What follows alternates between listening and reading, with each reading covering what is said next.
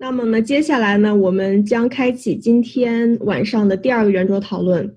这个话题非常有意思，叫做在过去未来之间，互联网的应许之物和所迫之力。我呢是本场圆桌讨论的主持人，我是 Afra Wang。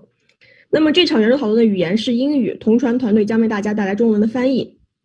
我们今天的嘉宾呢，包括内森·施耐德，科罗拉多大学新闻教授；陈秋帆，科幻作家；汪洋，伊利诺伊大学香槟分校的计算机科学系教授，还有姚正宇老师，同样是来自于伊利诺伊大学香槟分校教授，研究媒体研究。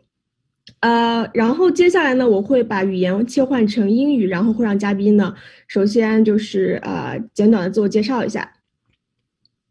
So we're going to move on to the second roundtable discussion of the day, and the topic is between past and future, what the internet promised and broke. I am the host of this roundtable, Afra Wang. I'm really excited to moderate this panel. Please welcome our four distinguished guests first. And for the four guests, I'll just use one sentence to briefly introduce themselves and then have them to introduce themselves. So our first guest will be Nathan Schneider. He's a journalist and professor of journalism at University of Colorado. Please feel free to give the audience a short introduction about yourself. Nathan, welcome. Hi, Nathan. I think you're muted.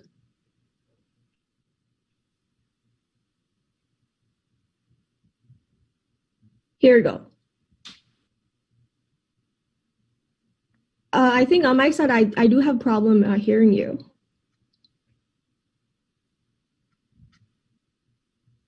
Can you hear me now? Okay, cool. Yes, I can hear you now. Okay, thank you. Sorry about that. My name is Nathan Schneider, and I'm a professor of media studies at the University of Colorado Boulder. I'm very glad to be here. It was just a few months ago at ETH Denver here in Colorado. Really glad to be at ETH Shanghai, at least virtually this time. Thank you. Yeah, absolutely. Happy to have you. And now we're moving to Professor Wang Yang. My name is Yang. I'm actually an associate professor in information sciences, not computer science, but I have an affiliate appointment with CS. Great to be here. Okay, welcome, Professor Wang Yang. Next one will be sci-fi novelist Chen Qiufan. Hello, everyone. Thanks for having me to ETH Shanghai. Really eager to listen to all of your sharings and have some discussion from there. So thank you. Welcome, Qiufan. And the last guest will be Professor Yao. Please, Professor. To be here.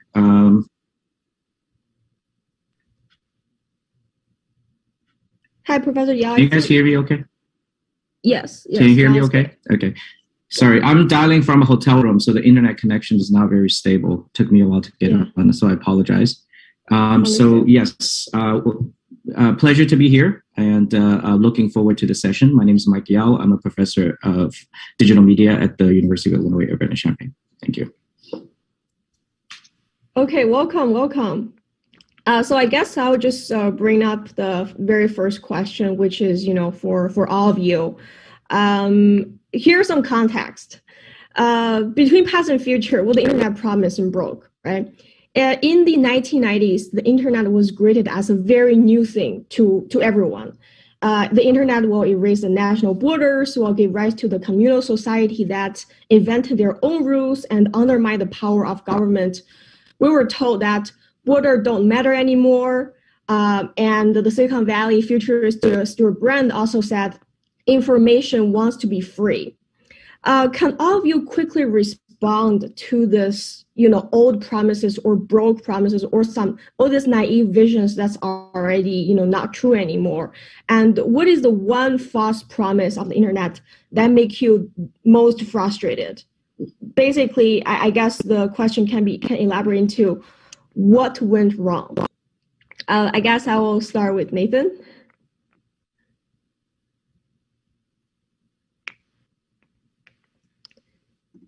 Nathan, I think I can't hear you. Okay.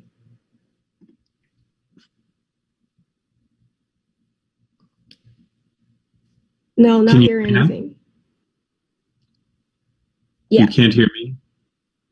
Yeah, Hello? good now. Hello? Hello? Yeah, now it's good. Thank you. Okay. Okay. Sorry about that. I'm not sure what's going on. I think it really begins with the hope that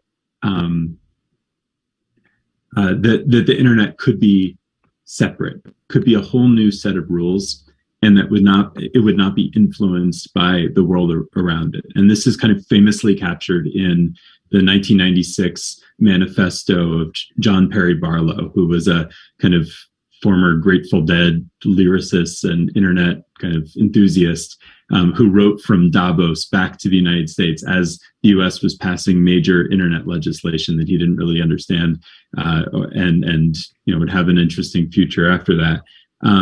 And the title of the manifesto was a declaration of the independence of cyberspace, claiming that the forces of the outside world had no claim on this new universe being created in the internet. And I think the truth was anything but that. Yes, the technology introduced some new possibilities, and the technology would have major influence on the world outside of it. But also, it would be influenced and really deeply shaped by the world outside of it as well. And that's particularly in the case of capital. How money could be orchestrated was still determined not by the technology of the internet, but by law and corporate power. And so the use of venture capital, for instance, to shape and centralize the decentralized technology of the internet, and particularly the web, was something that a lot of those early pioneers were naive to, because they thought that the technology alone would solve those problems. In fact, the use of that technology would end up being so profoundly shaped by those outside forces. And I think we're seeing very similar patterns recurring and actually deepening in crypto, where visions of a decentralized technology are being dangerously replaced by centralizing forces of the economy outside, because many of the technologists are not willing to see the way in which forces of power and privilege that precede their technology are shaping it. Yeah, absolutely. And I guess I'll keep queuing people. How about Professor Yao? What do you think? Internet, where did internet went wrong? Yeah, just to follow up on Nathan's point, I think the early enthusiasm of the internet really came about this idea of decentralized communication. So we thought that once we decentralize communication, the power will shift from a centralized sort of voice and concern to the people. What happened was that the power didn't really shift to the people, just shift from one power to another. It's a different type of power. It's a different type of resource. And it's different now. Data and controlled data, controlled content becomes the power. And so the power struggle, really the idealist version of that once the power is decentralized, it will go to people. That's, in my opinion, what went wrong, in addition to what Nathan had said. I see. And then Qiufan, how about you?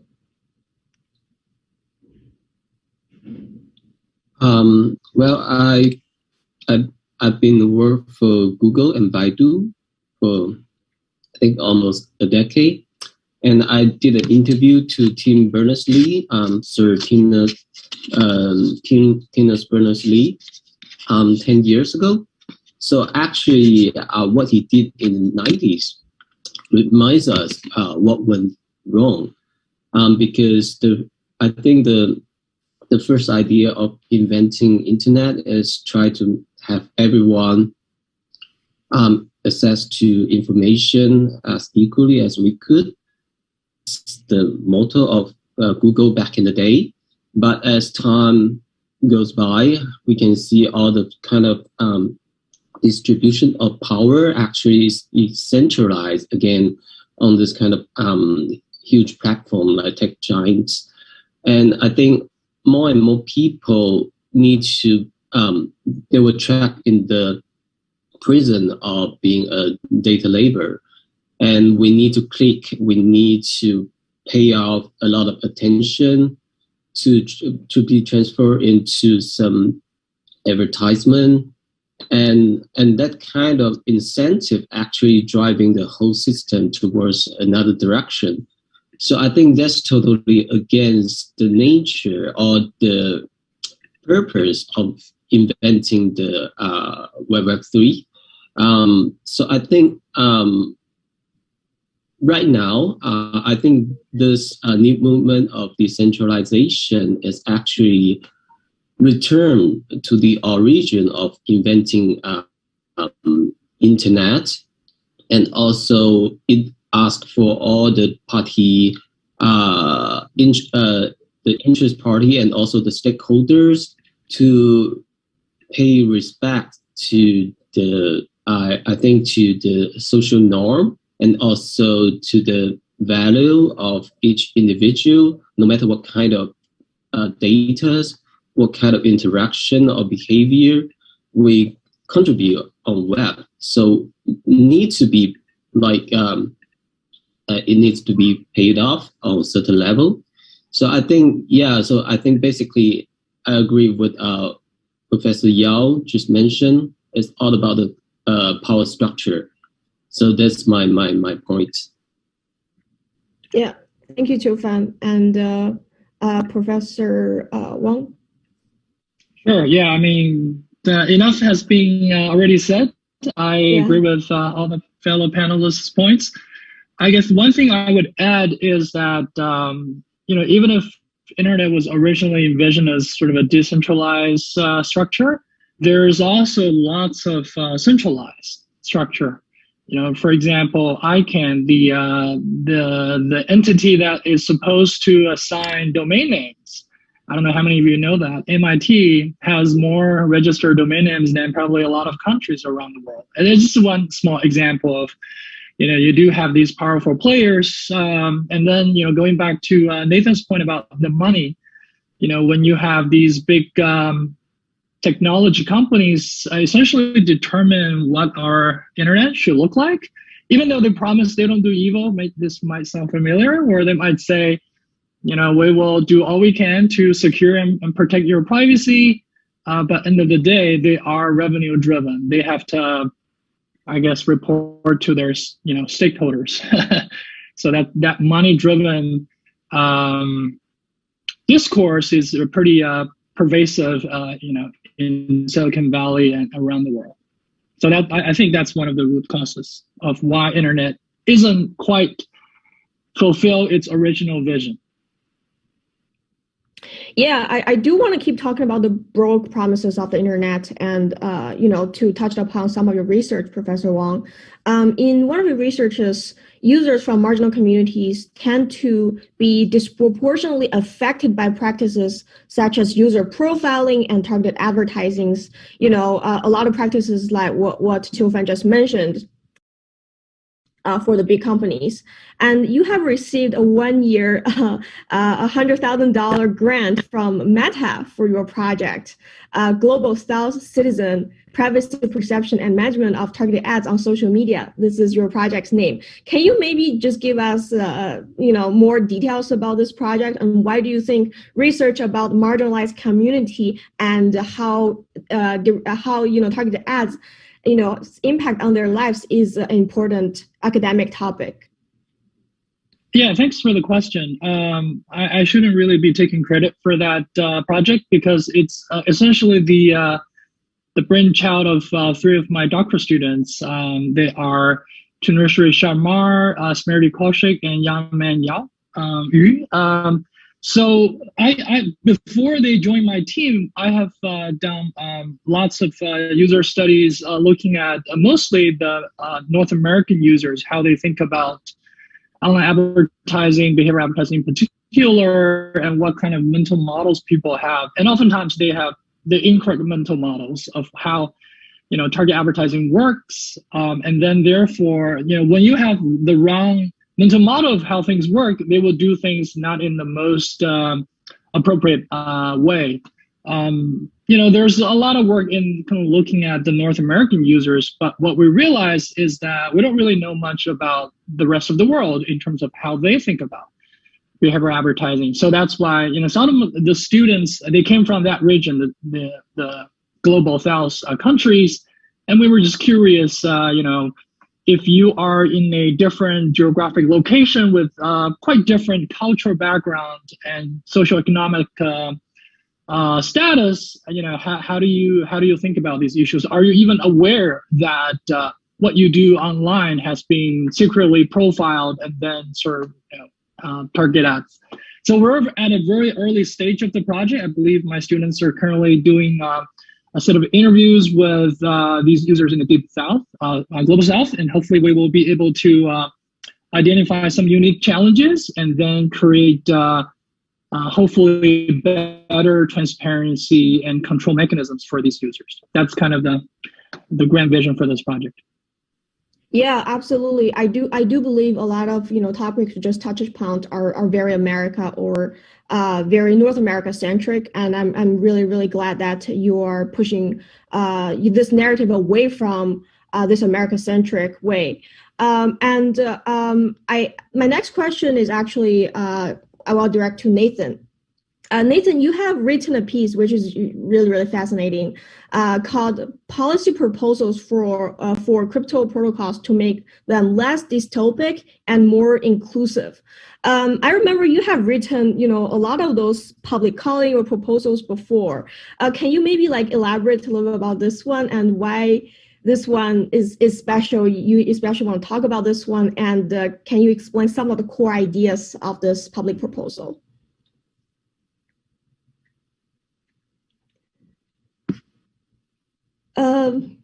I think, Nathan, every time you start talking, there's a silence period.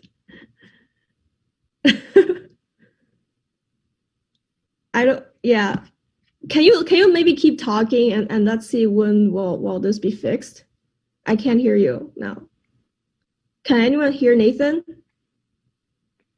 No? Now? Oh, here you go. Okay, now I'm it's so good. sorry. I've never had problems like this. I'm not sure what's going on. Yeah. Thank you for the question. To me, it comes down to, how we govern some of these new emerging spaces in crypto. Again, going back to my earlier point about how, if a new world like the one created on the internet in the 90s doesn't make rules, doesn't allocate power, make decisions, allocate economic power, allocate other kinds of power, it'll be done by the world outside. And the question that I'm exploring in some of my recent work, stuff I'm still developing and still very much kind of wrestling with, is how do we create rules and governance in emerging virtual spaces in ways that enable these spaces to become laboratories for new types of power. So we don't have to simply reproduce the organization of power and economic might in the world outside, and that these spaces can actually be generative and creative around these kinds of questions. And in this case, I asked, what would it look like, for instance, to begin thinking about something like human rights in the context of what we're writing in blockchains? What if we, rather than relying on territorial governments and international institutions, which have deep flaws and have in some respects profoundly failed around a question like human rights, what if we could do better in writing those human rights ideals into blockchains? What if we could write in a better kind of justice system? What if we could write in better kind of respect for labor? And so what I've been exploring in these proposals are some examples of what that could look like. For instance, a blockchain that simply does not run a contract anymore if it is going to harm a human being, right? or a blockchain that allocates governance tokens, or within DAOs, for instance, that people are building on that blockchain, communities, organizations. What if they require that governance tokens that control the DAO only get distributed to people who are actually contributing labor rather than investors? These kinds of things might enable us to begin taking seriously the real responsibility of what we're creating here, in a way that I think that the earlier generations of the web kind of didn't. They didn't think through enough parts of society, and they didn't try to challenge enough sites of power. And as a result, those sites of power in the outside world came in and were able to become even more powerful through the networks they created. With crypto, I think that question comes up again.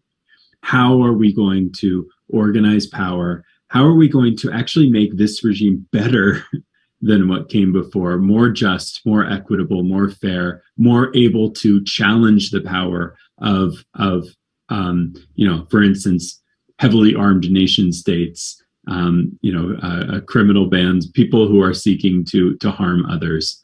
And I found that these questions have largely gone unasked, even by people who see crypto as this incredible utopian replacement for future replacement for all institutions. They're not actually seeking to replicate the very institutions that society rests on. Yeah, absolutely. So in your this policy proposal, you have listed quite a few interesting items, and previously you also have written such callings such as making Twitter more public, making Twitter people owned. So among those proposals you have published, which one got most echoes, or which one got most people would come to you and say hey, Nathan, I do resonate a lot with this one, and let's do it? I've been kind of, still a bit frustrated by how I think a lot of people in crypto do not want to think about these questions yet. There's so much focus on, building financial infrastructure that can make you lots of money, building DeFi. And we're not thinking about what kinds of rules do we actually want in a new, DeFi economy. One thing that people that I have gotten the most kind of feedback and interest from is proposals around environmental issues, because this is something that crypto has kind of been forced to deal with in some respects because of the proof of work algorithm. And there are a number of projects already out there, things like Toucan Protocol or Regen Network, that are already trying to bring a kind of ecological sensibility and ecological economics on chain. And so people who are already taking steps in that direction see the value in deepening that relationship. But you see the danger. I mean, in the environmental context, so much, so clearly, right, that we are in danger of reproducing something like the stock markets of the old world that are burning our planet to a crisp right now. Unless we figure out how to get ecological constraints into these new financial systems, these new social systems, we are at risk of actually enabling these systems to further push us toward an uninhabitable planet. Yeah, I definitely want to go back to the ecological problems you just mentioned, but I would like to direct the next question toward Professor Yao, going back to the broken part of the internet. Internet has always been more than the infrastructure or protocols. And we see billions of users, human users, helping building it, creating most of the content voluntarily, and contribute their data freely. And part of the reason why the internet today is so broke is because those users were treated as a matter of course, just a commodity and free laborers rather than like real human beings, right? As we envision the future of Web3, as we envisioning, a lot of optimistic proposals that Nathan have listed in a lot of his articles, how can we avoid this mistake basically and to get users involved early on? Professor Yao. Yeah. Please. Thank you for that question. I think one of the issues is that, just using my own research as an example, that I started doing internet privacy research before social media. So the issues never went away. The problem is that I think that enthusiasm and the corporate greed and the financial forces, market forces that push the development of technology far outpaces the awareness of the general public and in social. So if we can't find a way to mobilize and educate and bring in the average users into this conversation early on, by the time the market forces and the technology platforms and then the governments and then the activist groups sort of design the system, the infrastructure without having input coming from an average user who's not aware of these issues, who may not agree with all of the things that we're talking about today, the visions that we have. By the time they adopt a friendly product as a consumer, the conversation is too late. I think it's the technology design phase, the protocol design phase. When we think about it, we can't design the technology for the activist groups, for the ones with sort of more disruptive visions, or for the governments, or for the financial markets. We have to have the social processes and the fundamentals of the average users in mind and bring them into the conversation, educate them.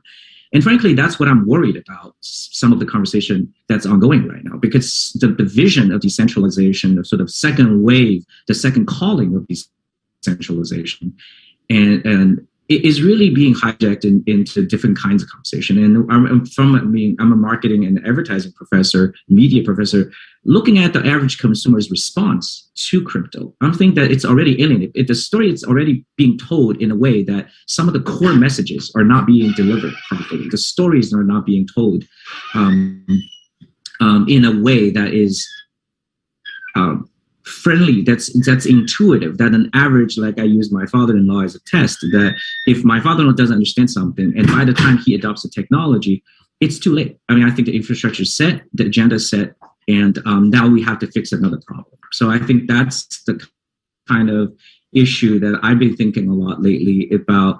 How do we bring the content producers, the volunteers, not the early adopters of social media, but the ones that are now using it and unconsciously contributing to the data? They don't have the technical knowledge. They don't have the awareness about some of the things that's ongoing. How do we get that message across? How do we design? And when we start thinking about protocols, thinking about the crypto and thinking about the users, have them in mind, rather than design something with a very idealistic vision. And I think that is the tension that I wanted to again, that's a long-winded answer to your question, but that's sort of my thoughts on this topic.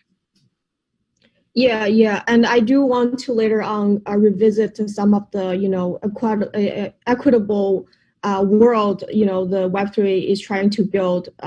Later on, let's definitely revisit that part. But going back to what Nathan just mentioned, ecological problems, I actually have a question to Qiufan. As a sci-fi writer, you definitely an expert of writing about the blueprints of the future, and thinking or envision about how to build a more solar punk future. I believe a lot of builders in the Web3 realm are genuinely want to build a more optimistic future, right? A solar punk future where the majority of the contemporary challenges were dealt with technology, and the Web3 community is, I think, a community rooted in profound optimism and the hope for the future.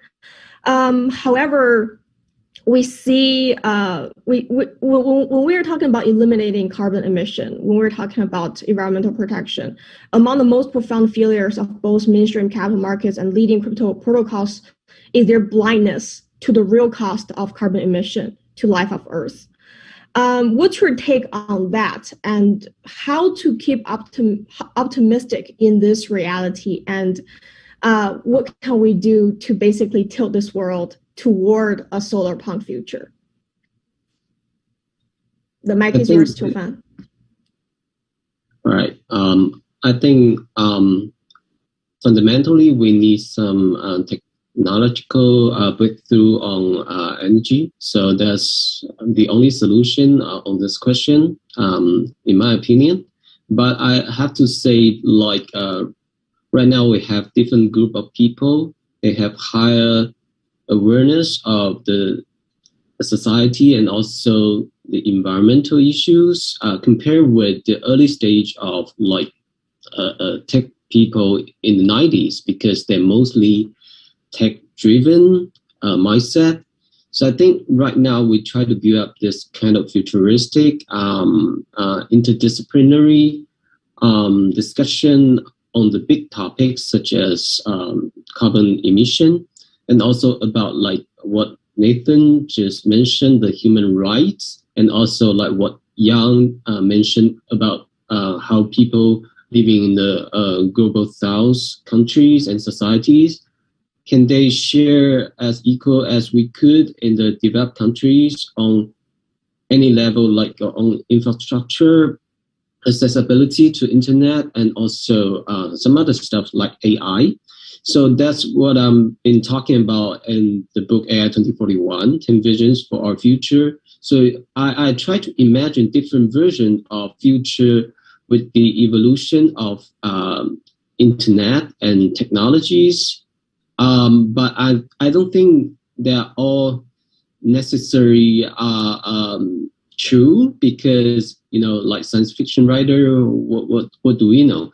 But I just try to bring the attention of like we need more diverse perspective, not only for tech giants, not only for those policymakers, but also like how we gonna explain technology such as AI and crypto and Web3 to the average people, like my parents and everyone we met on daily basis. So I think that's very important to have everyone in the same boat, because this kind of consensus actually will reversibly change how people deploy the technology from protocol level, from coding level. I think that's totally crucial. And I think with storytelling, we're talking about a lot of stories in the book, like how we try to incentive younger generation to achieve their self-actualization, even in a post-scarcity society. Like we set up a story in Brisbane, Australia, because there was actually doing the experiment of green energy smart grid in 2030. So I think in that status, we need to build up an alternative economy which is self-sustainable, but meanwhile is parallel to the current economy that can really incent people with some virtual currency, which is totally different, driving us towards a different direction. Could be dignity, could be contribution to the community, could be something like self-actualization.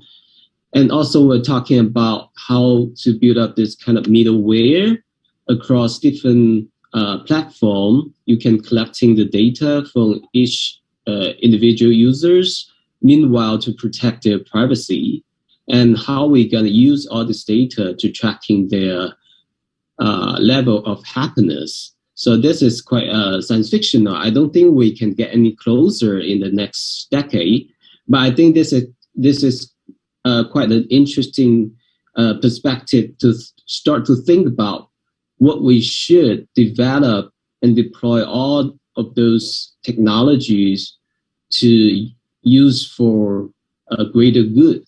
So when we say tech for good, actually we don't really know what kind of good and which group of people we're serving for. really. So because mostly we're talking about for the tech superpowers countries and society, and also those elite class and well-educated people, but for sure not for everyone, right? So we have to keep that in mind. On what kind of level we can bring the whole human civilization to the digital well-being status. So I think this is something we need to sometimes frustrated, but we need to repeat and repeat again, hopeless, but we still need to striving for it, because those people, driving by capital and power, they always have very narrow-minded and near eye-sighted. For example, in the movie Don't Look Up, like all those super rich people and elite people, they just build a spacecraft and fly away from this kind of dystopian Mother Earth, and leaving everyone, the rest of the population, trapped here and just waiting for the doomsday. So I think that's not the spirit, that totally not the attitude we try to hold on to. So I think we need to have everyone involved to join the discussion, what we're doing today. Yeah, for sure. In terms of how to make the future internet more inclusive, we'll certainly talk about this later.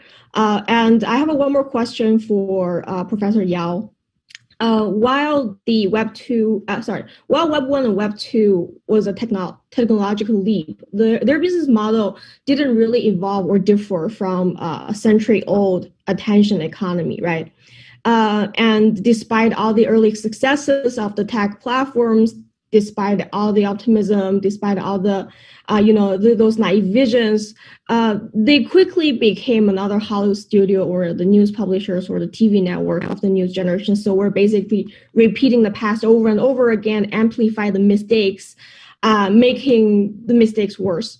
Can we really imagine a better future by layering a century-old business model on top of blockchain layers and smart contract? I think that's a challenge to the solutions a lot of people proposed. Yeah, I think, thank you for that question. I think the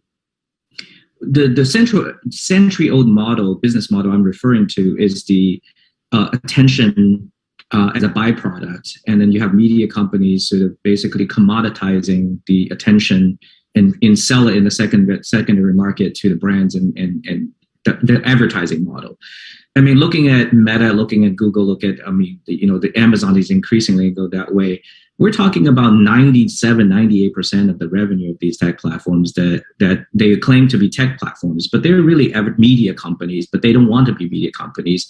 They don't want to adhere to the rules. So now you have the media company becoming tech company. So you have the emergence of tech companies becoming media companies become tech companies, but nothing really has changed in a way that how the wealth and how the money is distributed. The flow of the money didn't change, right? It's just a different conversion of the commodity of data, and commoditization of data is being calculated in the dollars of the cents. So at the end of the day, how we define people's attention, the amount of time that people spend on the internet doing things, consuming products, sharing information, producing information, the ontological, the very nature of what attention is in this old business model didn't change. It's something that we can commoditize. Once I grab your attention, I can sell you something. That has to be rethought. It's not necessarily anything short of a sort of a revolution of challenging, now these big companies. I think the crypto and currency, there's a very strong use case for that. It is a way for people to get paid, right, for what they do. So in a way that we can, if I put a more activist mindset, I'd say, well, consumers shouldn't really be targeted for advertising and they don't necessarily want. But a lot of consumer research will show that when they do appreciate it, they are sometimes people willingly to say, if you give me this much and I'm willing to give you this much data. It's really the inequity happens when people are not getting their fair share. I am contributing the data. You're targeting me and I'm spending 6, 7, 8 hours a day using your product, and I am not getting paid for it. So I think that's the attention economy. What is the commodity, and who holds the value of that commodity, and who should be paid in this economy should be reconsidered. And then that is really the strong case for currency. I mean, if we think about what the currency, we need to have a strong use case. I mean, if it's an auction model, it's an art, it's content creators. But really, if you think about in a sort of Web 1.0 is just sort of decentralize a communication network. Web 2.0 is about content of user-generated content. But user-generated content very quickly became, just another way of commoditizing the content that people generate. Nobody's getting paid for the kind of free content they're generating. And I do think that as we enter into the next phase, one of the possibilities that, well, should the not just view to earn, not just play to earn, but truly embrace that spirit. It's not just a slogan of view to earn, but truly think about what does it mean? What's the value of the amount of time that I'm putting into this particular space, communicating, producing, and all the data I'm producing, I produce something of value. The value detection, what's the true value of this? Is more of a open economy to sort of, if I see 50 ads, I get paid this much. Well, that's still kind of one step forward. But I do think that as the visionaries and the builders of the infrastructure, I think that let's think outside of that box a little bit. And let's say, well, if it's truly decentralized, what's the currency? If it's truly a currency, then if people, our vision is that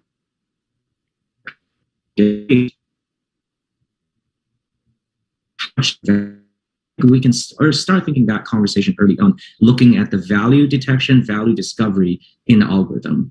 And then that's the part that I'm somewhat optimistic about, that if we follow this trajectory, there may be a true breakthrough. Yeah, and I have another question actually for everyone. I think maybe Professor Wang can be the first one to answer. Is there like any future internet or Web3 projects, protocols, applications you see promising? Nathan, in your article, you mentioned Proof of Humanity. That's a UBI project. And I also see some of the projects in the field that gives us a very exciting or promising blueprints. So can each of you give me some names and explain why you think they're promising? And I guess I'll start with Professor Wang, if that's okay. Yeah, sure. Thank you. I think I have many favorite projects. Just following up on Mike's point about attention economy, I think one of the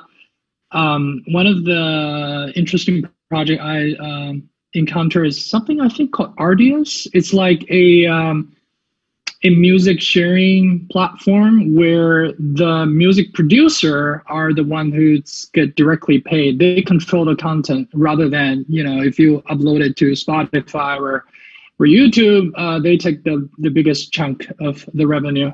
I think that's a pretty interesting, decentralized model of music sharing, music production. So that's just one example.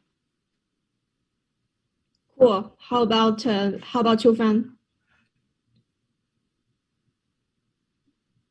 I think there's so many interesting creators platform. I don't want to name any of those, but I think this is quite a good trend to have people can share and exchange what they create, no matter it's on text, imageries, or also other formats.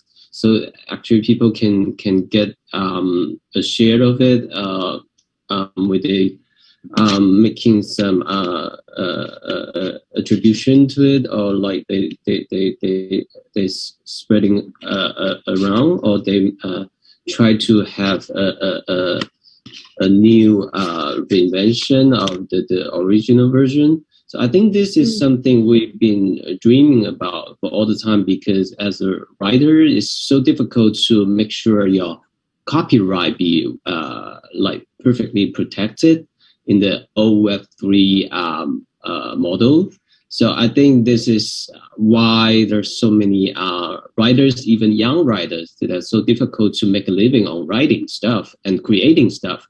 So I think fundamentally this will change the whole ecosystem on creativity and try to encourage more and more people to join to the community and create something greater. So I think this is some trend I would love to see.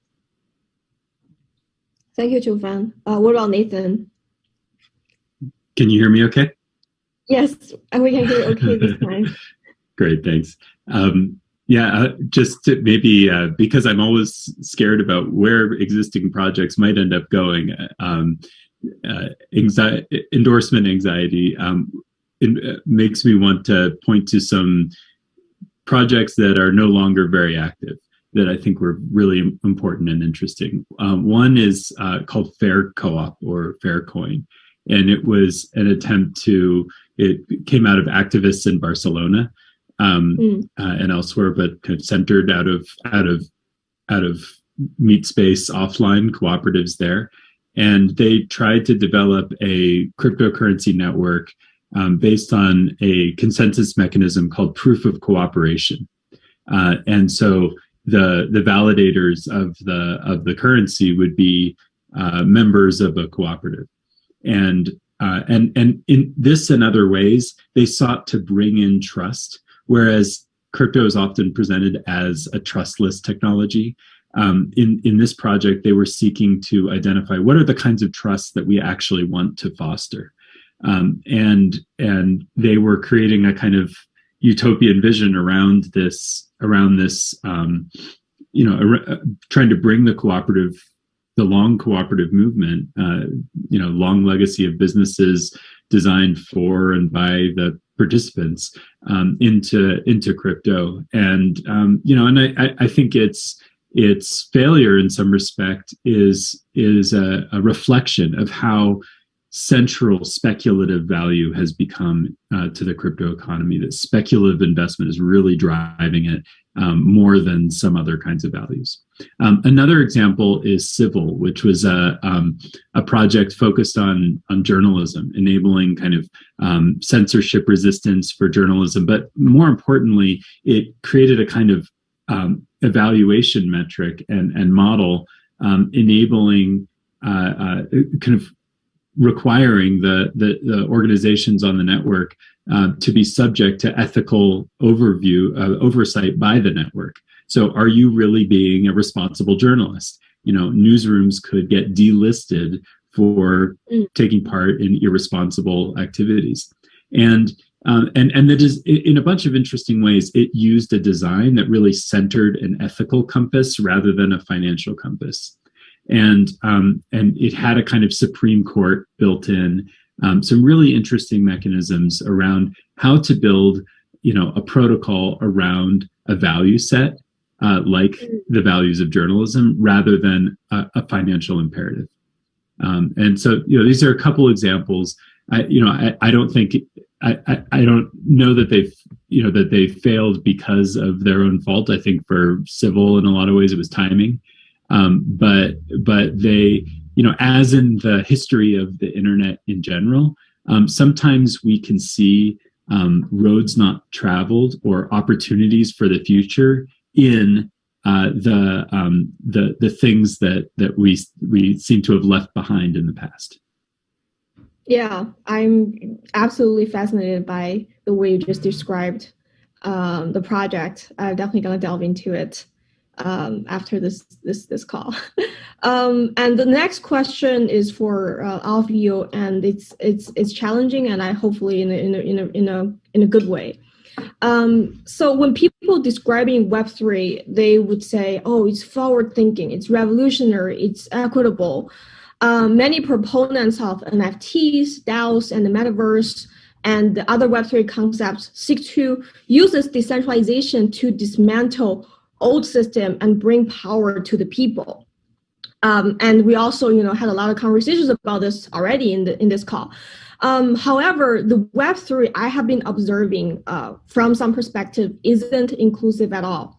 The gap between men and women in crypto aligns with the legacy of traditional investment verticals. And, not just investment, but, so many other realms are reflecting the same thing.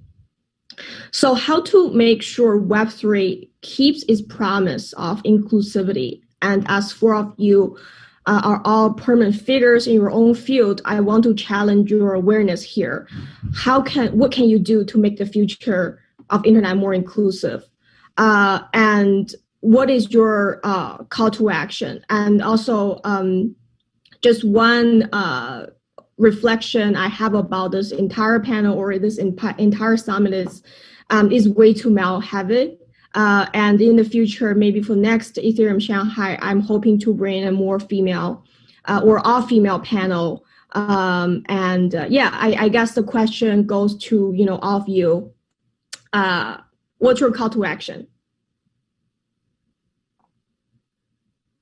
I guess I'll go with Nathan because you smiled. Only if my mic works, does it? All right. I just think intention, and we have to not assume that the technology is going to solve the problems of the world again. We can't assume that because the technology is technically open, that it's going to solve, gender inequality, for instance, right? We need to recognize if we're going to solve take on these challenges, so these are challenges that may never be solved, but if we're going to take them on and do better with them, we need to do it now and not wait and not assume that the technology will solve it for us, which over and over and over we seem to do. That at every step of the way, we need to be asking, why is it that the gender balance of this panel is what it is? Why is it that some people have access to being, having large controlling stakes in DAOs and other people don't? How can we design systems that counteract those while the systems are still malleable, while we're still developing norms and cultivating some of those basic practices? If there's one thing I've learned studying the history of the early internet, it is that things that people did early on, not really thinking about it, but just because it was the easiest way, because it was the path of least resistance, are at the root of some of the most profound problems we're facing. Things that people were not even considering are the things that now we have to consider. And I just hope that this time around, we do more of that early thinking, that intentional crafting, that refusal to accept that the technology will solve our problems for us, and that those problems are our responsibility. Yeah, absolutely. And how about Professor Wang? Yeah, I'd love to follow up on this. I wish we have a whole hour on this topic.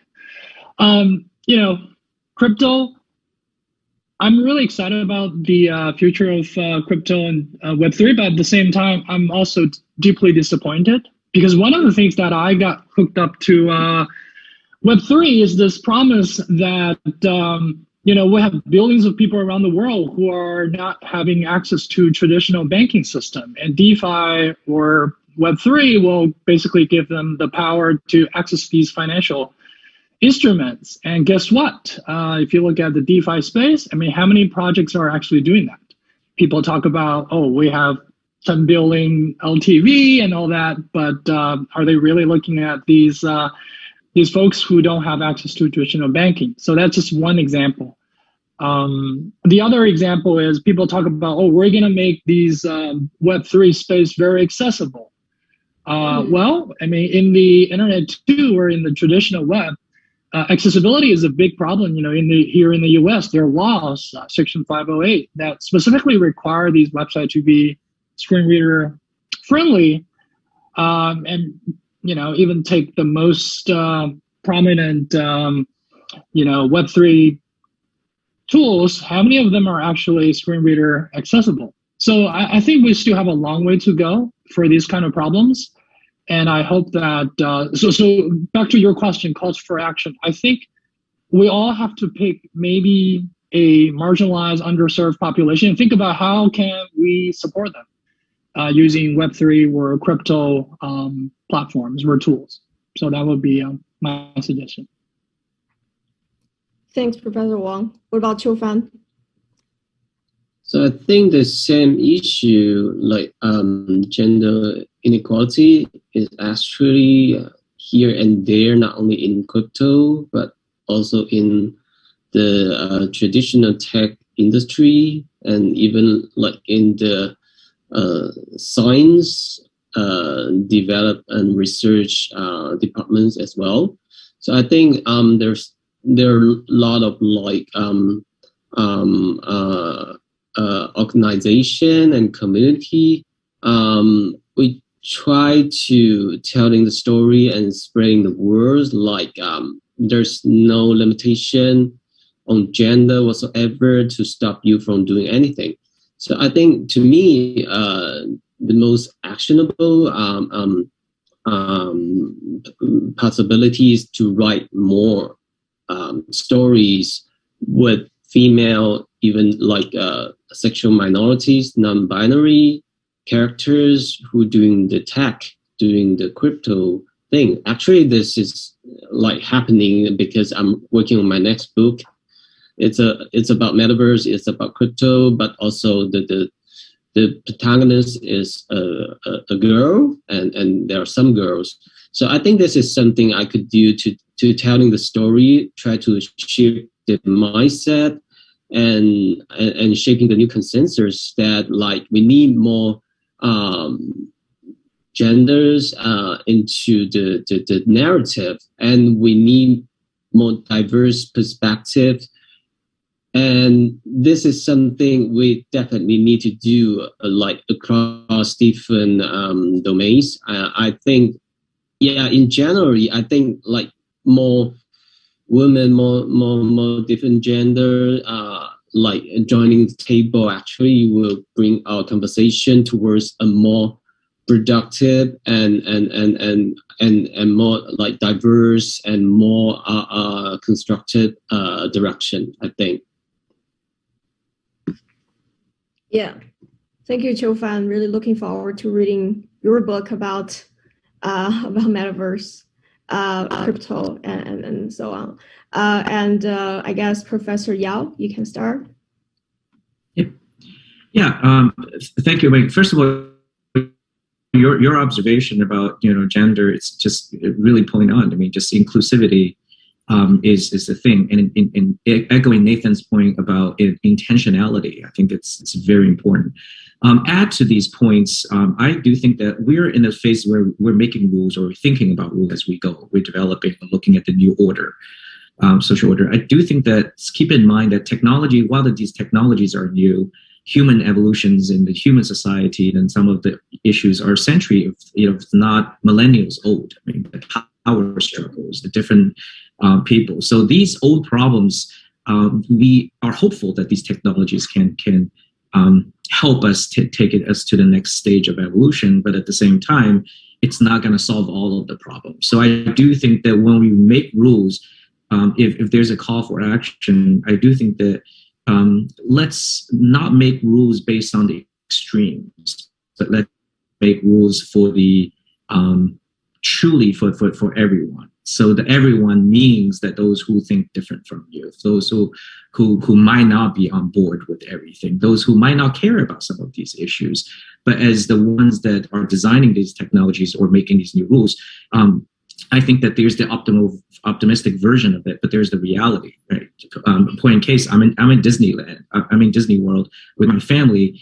Some of these, technology. So Disney World has this app that's created, plus Genie, that's supposed to enable people to shorten the wait time, and you pay these extra. So it's a very well-intentioned technology to try to achieve that balance of profitability and then give people access, but recognize the differences. At the end, it didn't really work very well because it didn't understand the fundamental consumer behavior. The average family, the big the biggest part of the park, who goes to that park, how do they access the park, what do they need? So I was just thinking about this yesterday. It's like we're designing these technologies with the best case scenario or the worst case scenarios. And then we start to think about these rules based on these two different versions of the best case scenario, what we want to be, and the worst scenario, what are some of the bad actors going to do with it. But really, oftentimes the reality is the sort of mundane people who are not thinking about it. The better we understand their needs and their understanding, not necessarily asking them to participate actively, because they may not be able to tell you how to build a protocol, how to do things, but include them in the design process, include them, have conversation with them, understand. Inclusivity doesn't necessarily mean that that every engineer has to be bad to well be represented. So that's a great goal. But really to talk to every type of consumer, every type of average user, and with their needs in mind, and understand the vast majority, how these people will use it, and how do we lower the barrier of entry? How do we make those technologies easy to use and understand without having to, take a side on these issues or these things? I think the better, the more conversation we have. I guess the call for action is to not forgetting the fundamental social behavioral processes of what makes us human. We are not perfect. We want to be good. We don't want to do evil. But the reality is that we come from, there's a spectrum of all kinds of people. And the more inclusive, more diverse we are in this conversation, the better we'll be, hopefully, making fewer mistakes. Yeah, I can't agree more, Professor Yao. And as we're approaching to the end, I'm going to wrap up really fast. The internet is a very rich and vibrant community of communities, and it's constantly changing and it's constantly evolving. While, as this topic says, a lot of the original theories have proven disillusional, the new chapters in this rulebook are being written every day. And I guess my call to action is we need to invite more binary and more women into this conversation, and we can, co-write this blueprint for the future. Thank you so much for your time, and a heartfelt thanks for sharing, your thoughts and your presence on our Ethereum Shanghai Summit today. I really, really appreciate this. Thank you all. 感谢各位嘉宾为我们带来特别精彩的互动和讨论，然后我接下来会把麦克风交给下一位主持人，谢谢。